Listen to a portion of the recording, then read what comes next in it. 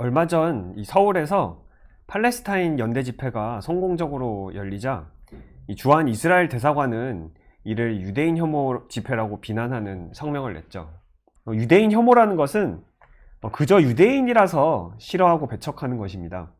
팔레스타인인들이 이스라엘에 저항하는 것은 이스라엘 국가 운영자들과 식민 정착자들이 유대인이어서가 아닙니다. 이스라엘이 팔레스타인 땅을 점령하고 그곳에 살던 수많은 사람들을 위협하고 내쫓고 또 팔레스타인인들을 상대로 인종 청소를 벌였기 때문입니다. 이스라엘 국가 건설을 추동한 운동은 시온주의 운동인데요. 이 시온주의 운동은 팔레스타인 땅에 유대인만의 단일 국가를 건설한다는 운동입니다. 이 시온주의는 근대 유럽의 유대인 혐오에 대응하는 하나의 정치 운동으로서 등장했습니다. 그러나 처음에 그것은 극소수의 대응이었습니다. 당시 많은 유대인들은 비유대인 노동계급과 함께 싸워서 해방을 쟁취하는 사회주의적 전망에 더 큰 기대를 걸었습니다. 그러나 1930년대에 사회주의 운동이 패배하고 또 제2차 세계대전과 홀로코스트를 겪으면서 시온주의가 더 영향력을 얻게 됐습니다. 패배와 비관의 결과였던 것이죠. 시온주의는 유대인 혐오자들과 이 근본 가정을 공유했습니다. 유대인이 다른 인종과 공존하는 것이 불가능하다는 것이죠. 그렇기 때문에 유대인만의 국가를 따로 세워야 한다는 게 시온주의자들의 대안이었던 것입니다. 그러나 그들이 그런 국가를 세우려고 했던 팔레스타인 땅에는 이미 오래전부터 살던 사람들이 있었습니다. 시온주의 운동은 이 팔레스타인 땅에 대한 유대인의 배타적 권리를 유대인 전체의 이익으로 내세웁니다.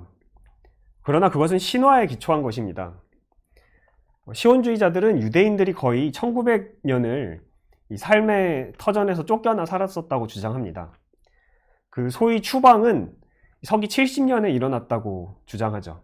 그러나 소위 그 추방 전에도 이미 수백 년간 유대인들은 지중해 전역에 흩어져 살았습니다. 한편 팔레스타인은 원래 다양한 종교 공동체가 공존하던 곳이었습니다.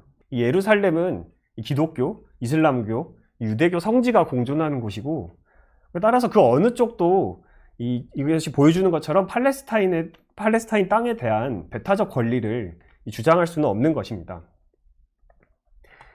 사실 그런 권리는 유대인 전체의 이익과도 관계가 없습니다. 오히려 팔레스타인을 유대인만의 땅으로 만든다는 프로젝트는 그곳을 유대인이 살기에 가장 위험한 곳으로 만들었을 뿐입니다. 또 여전히 상당수 유대인들이 이스라엘에 대해 비판적입니다. 노암 촘스키 같은 유수 지식인들 뿐 아니라 세계 곳곳에 많은 평범한 유대인들이 팔레스타인인들의 대의에 공감하고 연대 집회에도 참가합니다. 앞서 말했던 것처럼 이스라엘 비판이 유대인 혐오라는 주장은 잘못됐지만 유대인 혐오는 오늘날에도 결코 무시할 수 없는 문제입니다. 유대인 혐오의 역사는 자본주의 이전으로 거슬러 올라가는데요. 이 자본주의가 발전하면서 유대인들은 이 사회생활과 경제생활에 가해지던 제약에서 벗어나기 시작했습니다. 그럼에도 유대인에 대한 박해는 결코 사라지지 않았는데요.